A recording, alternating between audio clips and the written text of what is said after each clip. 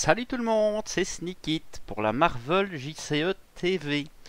Bienvenue dans ce nouveau concept vidéo qui m'a été demandé expressément par l'une d'entre vous et qui s'appellera les Deck Tech. Le but ici, ça va être de construire un deck, ou plusieurs, en fonction d'un personnage, afin que vous ayez un peu la réflexion derrière la création d'un deck. Et le perso qui m'a été demandé, c'est un des petits nouveaux qui vient de sortir, Scarlet Witch.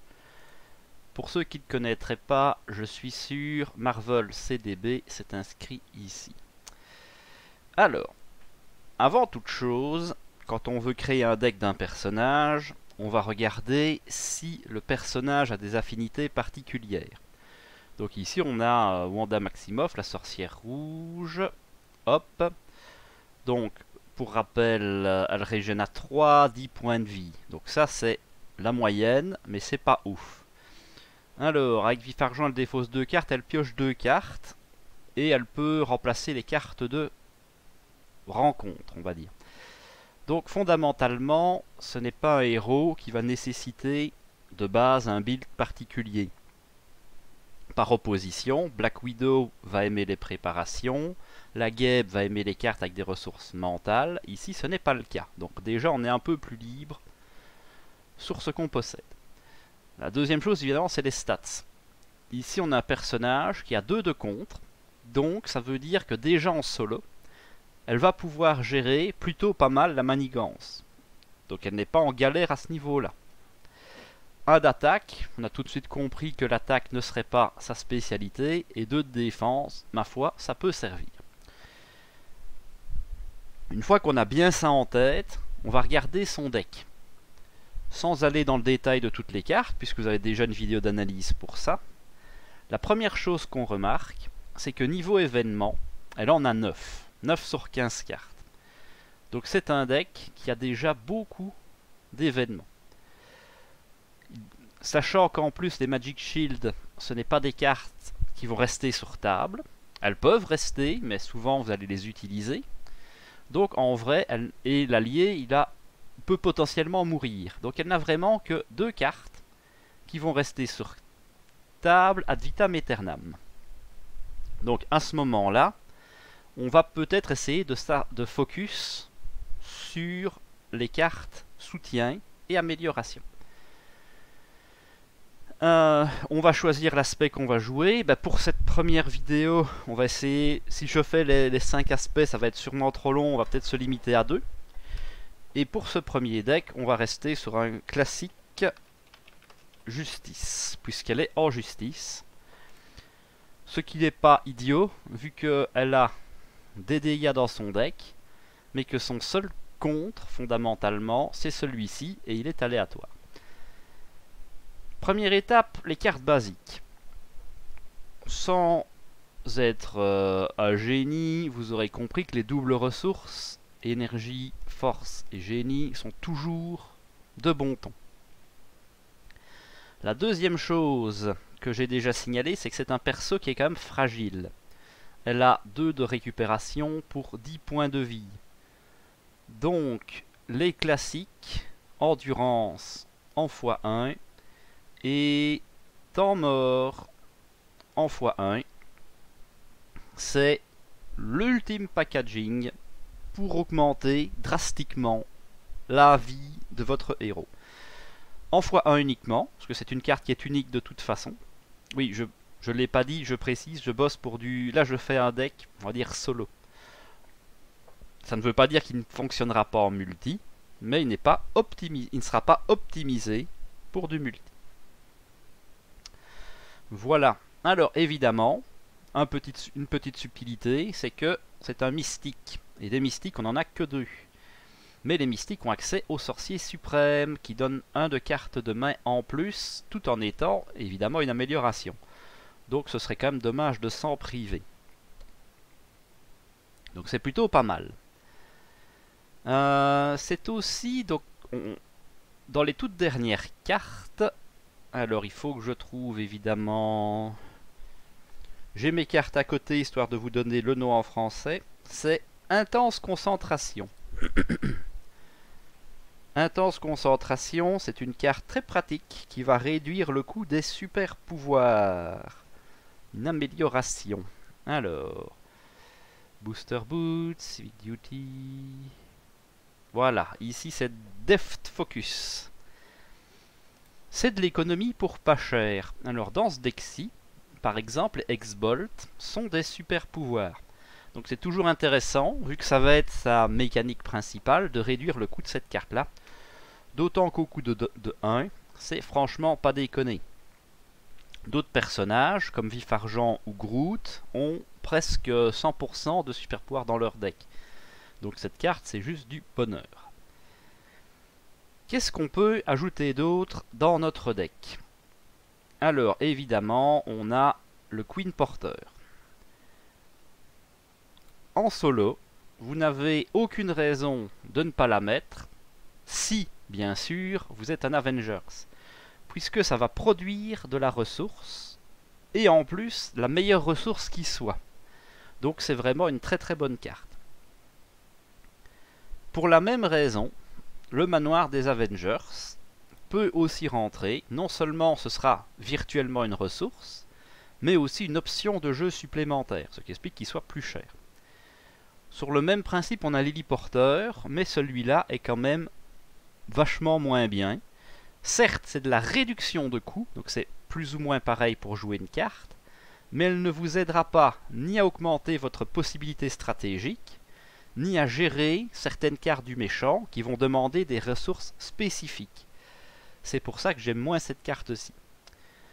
Ensuite, les autres, ça va dépendre. Tick Building Exercise, ça peut être sympa si vous mettez évidemment beaucoup de personnages Avengers dans votre deck. Ici, on pourrait, mais on va pas vraiment partir là-dessus. D'autres cartes qui peuvent être sympas en fonction des situations, cible verrouillée, si vous jouez contre formule mutagène, ça peut vraiment être un plus. Contre Ronan aussi, bizarrement, c'est une carte que j'aime beaucoup contre Ronan. Mais voilà, ici, encore une fois, je ne vais pas builder spécifiquement contre quelqu'un. Alors, une autre carte intéressante, évidemment, de ce deck, c'est Magie du Chaos. Comment est-ce qu'ils ont traduit ça? Plou plou plou. Magie du Chaos, qui va permettre de jouer des cartes gratuites. Donc, les cartes chères, on peut se faire plaisir. Donc, le manoir en gratuit, ce serait du bonheur. Le Queen Porter serait déjà plutôt satisfaisant. Mais un petit Nick Fury des familles gratuit, ma foi, peut être vraiment goûtu. Les autres alliés sont très bons aussi. Je pourrais très bien rajouter sans problème Ironheart, qui pour moi peut rentrer dans absolument tous les decks. Je pourrais aussi rentrer sans souci le Spider-Man pour sa grande polyvalence. Pour l'instant, je vais les mettre de côté, vu qu'ici mon but c'est de me focus quand même un petit peu sur la justice, et que j'ai déjà 25 cartes. Donc, là on est plutôt pas mal. On va aller voir en justice ce qu'on peut avoir de beau. J'aime bien commencer par tout ce qui est soutien amélioration. Alors, qu'est-ce qu'on a de beau vite fait? On a les ressources. Les ressources, de toute façon, j'aime bien les prendre. À part si vous faites un deck tank protection où il n'y aura vraiment pas besoin même de la double ressource. En général, les ressources, mangez-en, c'est toujours bien. L'équipe de surveillance, alors c'est un soutien, mais ça ne va pas rester en jeu infiniment. Donc je préfère l'éviter. La policière en patrouille, c'est très bon, surtout pour du solo. Ça a un coût de 3. On va y réfléchir. Salle d'interrogatoire, c'est pas mal, mais ça implique de tuer des sbires vous-même. À voir. Contre-espionnage, ça ne reste pas vraiment en jeu. Instinct héroïque, ça par contre, non seulement ça reste en jeu, mais ça va faire passer Scarlet Witch à un contre de 3. On va en prendre un. Parce qu'avec un contre de 3, en général, ça veut dire que je vais pouvoir gérer 80% des manigances annexes qui risquent de sortir. Peut-être un peu moins maintenant, vu que celles de Convoitise Galactique sont beaucoup plus sales, mais c'est toujours bien d'avoir un 3. Prix en filature, ça va permettre de faire des dégâts, mais ça nécessite beaucoup de conditions. Il faut qu'il y ait une manigance annexe, il faut pouvoir la défausser, et il faut qu'au moment où vous fassiez ça, vous ayez besoin de faire ces dégâts. Donc, pas immensément fan dans une optique polyvalente. Sens de la justice. Alors, ça, c'est une très bonne carte, mais encore une fois, il faut pouvoir jouer des événements justice qui nécessitent d'avoir du bleu. Pour l'instant, jouer des événements, c'est pas ce qui nous fait le plus envie, donc on va peut-être pas la prendre tout de suite non plus. Par contre, celle-ci, investigateur chevronné, ça, c'est vraiment tout bon.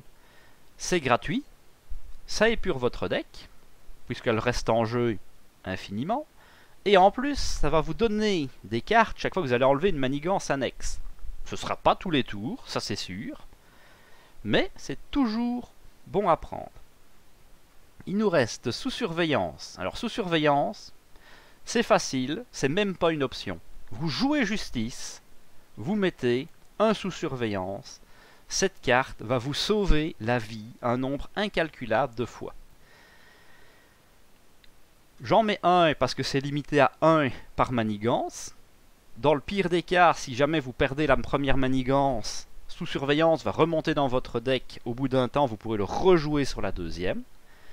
Éventuellement, contre un Ultron, qui a vraiment une première manigance extrêmement rapide, vous pouvez en mettre 2 pour espérer en avoir un en première main. 3 c'est quand même vraiment beaucoup overkill, donc ça j'éviterai quand même. Mais en vrai, sous surveillance, c'est auto-include, c'est la meilleure carte de la justice pour le moment. Et technique d'espion, bah, ça implique d'avoir un espion, on va peut-être pas partir là-dessus tout de suite non plus. Voilà, on a déjà vu toutes les cartes un peu solides. Il reste les alliés. Les alliés sont toujours bons à prendre. Et justement, on en a 2 nouveaux qui sont arrivés dans ce pack-ci. C'est Wiccan, un Wiccan que j'aime beaucoup. Déjà parce que c'est un allié qui coûte 2, avec 3 points de vie. Donc très intéressant, elle va rester un peu longtemps sur table. Et surtout, elle va amener des dégâts. Et les dégâts, quand on joue en justice, c'est pas forcément ce qu'on a le plus. Donc c'est plutôt une carte qui est bienvenue. Pareil pour Quake. Quake, elle coûte que 2, elle tape à 2, et chaque fois qu'un ennemi manigance, elle va pouvoir lui mettre des pains gratuitement. Donc c'est vraiment aussi une très bonne carte. Tout à l'heure, on a dit que les cartes pouvaient être gratuites. Un Spider-Man gratuit, évidemment, ce serait extrêmement intéressant. Mais dans une optique solo, vous n'allez pas bénéficier, selon moi, suffisamment de son effet. À partir de 3 ou 4 joueurs, ce serait auto-include. Ici, on va peut-être plus s'en passer. Alors, qu'est-ce qu'il nous reste de beau? Il nous reste Speed, qui est aussi axé sur la manigance. Il nous reste Jessica Jones. Pareil, elle tape plutôt pas mal. Daredevil et l'agent Coulson. Alors, Coulson, c'est vraiment si vous avez envie de jouer des préparations. Ici, c'est pas trop ce serait pas trop mon cas. Je vais me passer des préparations. Par contre, un petit Daredevil qui reste toujours sympathique. Franchement, ça se prend. Et avec ça, on est déjà sur 5 alliés. 5 alliés, sachant qu'on est limité à 3 slots, ça me paraît pas mal. Donc derrière, il ne reste plus qu'à mettre des événements. On en a déjà beaucoup, donc on va essayer de ne pas en mettre de trop non plus. Alors, un que j'aime beaucoup en solo, c'est celui-ci. Dégager la zone. Ça permet de retirer 2 de manigance d'une manigance. Et, si je l'ai vidé, de piocher une carte. Évidemment, 2, c'est une moyenne ce que je vais avoir. Ça veut dire que tous les 2 tours, je peux le mettre sur la principale et elle va fonctionner. Les gens ont tendance à dire qu'en multi, cette carte est moins forte. Je ne suis absolument pas d'accord. Elle est moins polyvalente. Ça veut dire que si je l'utilise en multi, je vais peut-être d'abord aller contrer avec mon héros avant de l'utiliser.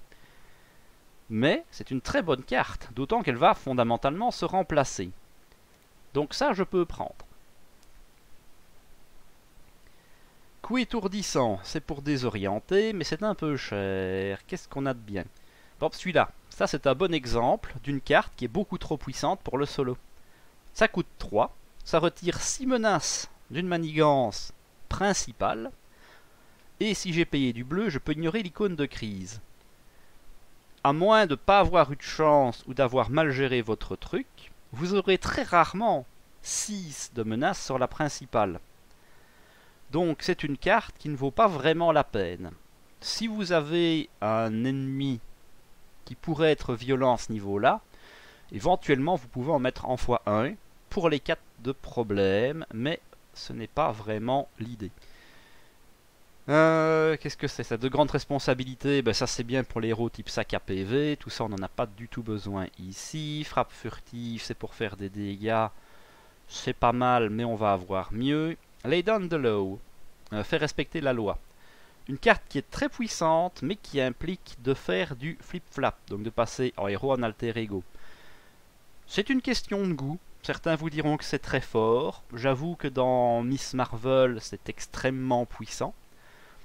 Ici, c'est une carte, personnellement, que je ne jouerai jamais hors Ant-Man et la guêpe, parce que ce n'est pas assez fiable. Encore une fois, c'est mon avis, et ça n'engage que moi. Le multitasking, encore une très bonne carte, qui permet de gérer 2 manigances en même temps. Ici, bon, on a déjà de quoi gérer à mon avis. Et ça va empiéter sur dégager la zone, puisque c'est à peu près le même effet. Pour la justice, encore une fois, c'est puissant, mais peut-être un peu trop pour du solo. Sachant qu'on a déjà un perso qui contre bien. Dans un perso qui a du mal à contrer, ce serait évidemment beaucoup plus intéressant. Ceci, c'est de la merde, on va pas aller plus loin. Faire manigancer le méchant pour lui mettre 4 dégâts, c'est pas forcément ce qu'on voudrait. D'ailleurs, c'est rigolo, celle-ci, c'est forcément le méchant. Ça aurait pu être sur un sbire, ça m'aurait intéressé. Par contre, celle-ci, pour avoir des dégâts supplémentaires, c'est justement une que vous avez eu dans le paquet de Scarlet Witch, je pense qu'elle vaut vraiment la peine. Après que votre héros a contré et retiré toute la menace d'une manigance, donc ça implique mon héros physiquement, mais les cartes de mon héros aussi, faites 3 dégâts à un ennemi. Ben, ça va amener du punch dans ce deck-là. Je pense que ça peut clairement s'envisager. Et donc là on a fait le tour des événements. Donc on en a rajouté quand même 6. 15 événements, ça fait grosso modo un peu plus d'un tiers du deck. Mais si on a réussi à poser presque tout, donc là on a 11 cartes qui vont être posées. Encore 3 cartes ici, donc 14 cartes, plus mettons 3 alliés, nous fait 17 cartes sur table. Donc là, on a presque réduit de moitié la taille du deck en fin de partie. Donc, je pense que ça peut être pas mal. Ici, on est à 39 cartes. Est-ce qu'il y a encore des cartes qui nous avaient fait envie précédemment? Oui, il en restait une, c'était la policière en patrouille, qui est vraiment très bien en solo aussi. Fondamentalement, on va en mettre 2. Un deck peut contenir entre 40 et 50 cartes. Plus on met de cartes, plus la chance d'avoir la carte que vous voulez est diminuée. Un puriste voudra rester à 40.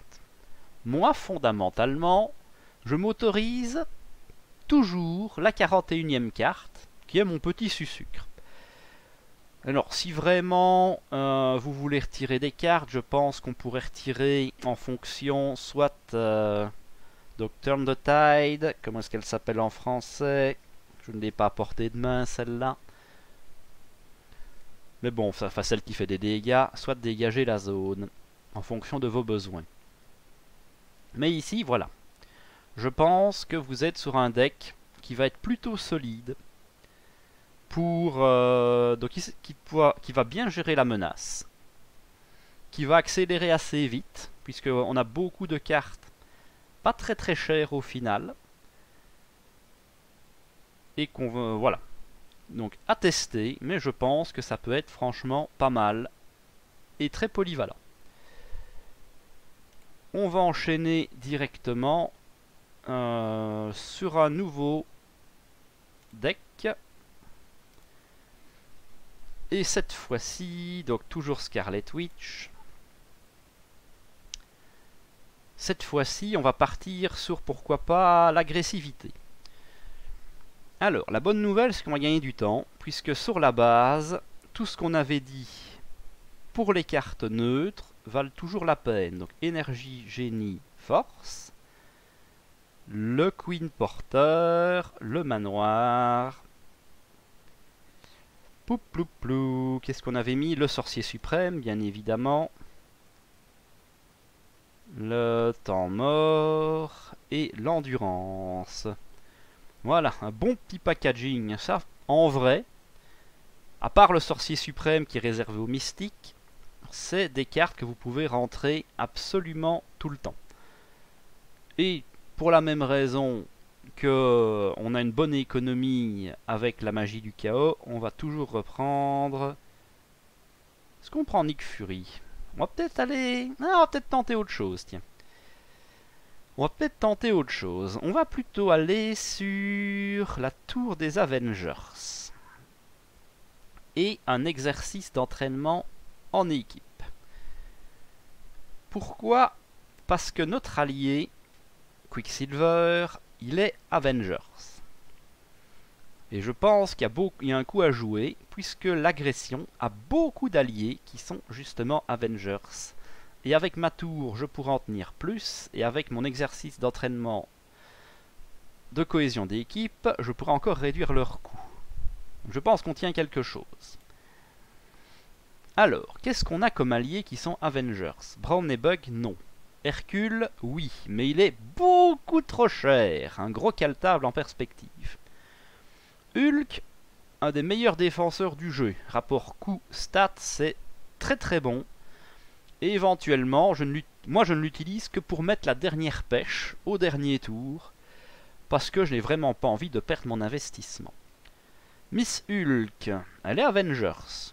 Pourquoi pas? Elle est un peu chère. Hésitation. Sentry. Ah, Sentry, il est très bien. Il est aussi très cher, mais il a des stats de péter. En échange, je vais vous donner une carte de rencontre. Mais, éventuellement, on a un contre-sort absolu. Ça peut s'envisager. Spider-Girl, elle est Avengers et elle est pas chère. Thor, elle est Avengers, mais elle est trop chère. Tigra, Avengers, et en plus elle va gérer les sbires de la table en permanence. On prend.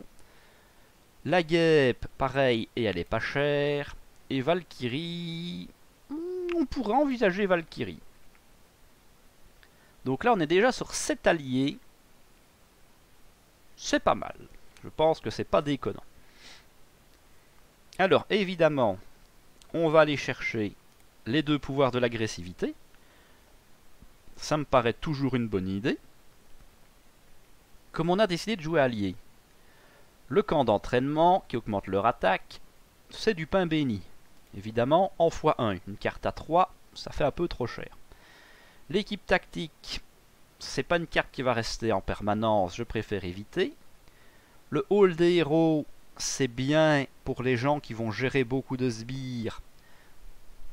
En multi, c'est vraiment très bien. En mono, ça va être rarement rentabilisé.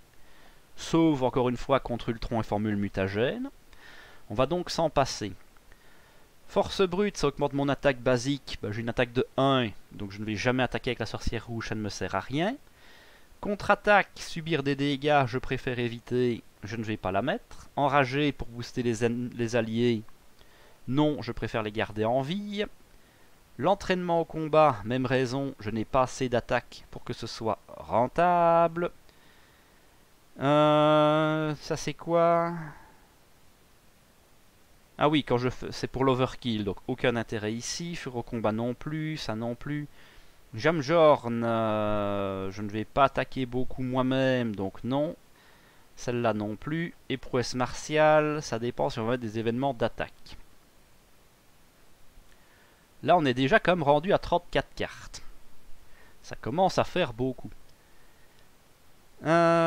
D'autant que, quitte à jouer une stratégie alliée, on pourrait avoir envie d'en garder quelques-uns en vie, notamment ce bon vieux Sentry.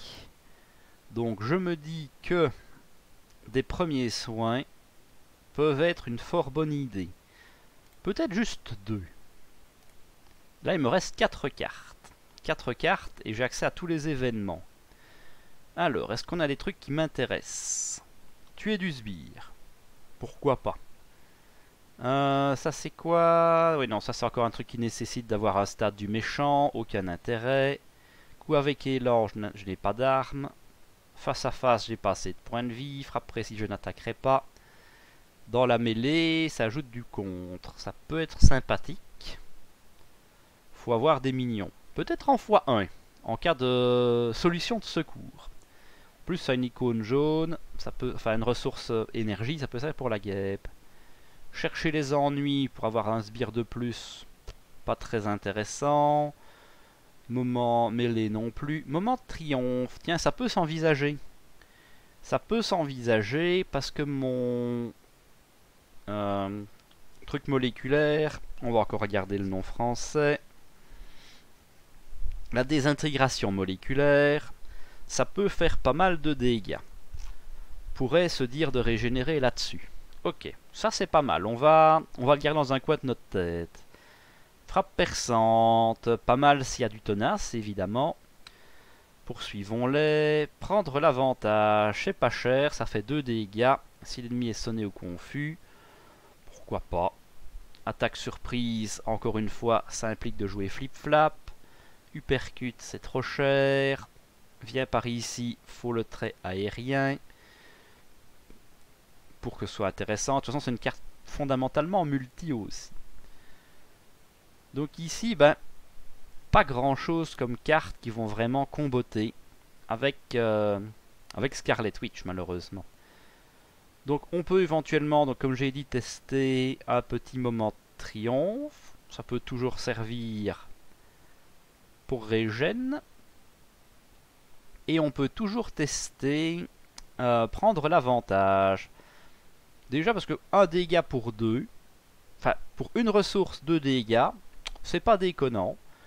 Et en plus si vous avez sonné ou désorienté le méchant, vous piochez une carte. Donc je pourrais éventuellement en prendre 2. Puisque j'ai quand même des grandes chances d'arriver avec mes X-Bolt à sonner ou désorienter. Ça peut se justifier. Et là, on est déjà sur un deck de 40 cartes. Donc 40 cartes, agression, axé sur les alliés. Ça me paraît plutôt pas mal. Voilà. Ben, je pense qu'on a un peu tout. Donc, ça me paraît bien. Voilà. Alors, donc Scarlet Witch. Agression. Hop là. Et voilà pour ce deuxième deck. Alors je ne sais pas combien de temps d'enregistrement je suis, mais je vais faire la pause ici et je vous dis à la prochaine dans une partie 2 pour explorer ensemble le commandement et l'agression. Si ce n'est pas encore fait, n'oubliez pas de vous abonner, de mettre les petits pouces bleus, les commentaires, ça fait toujours plaisir aussi. J'aime beaucoup vous lire et vous répondre. Et je vous dis à la prochaine!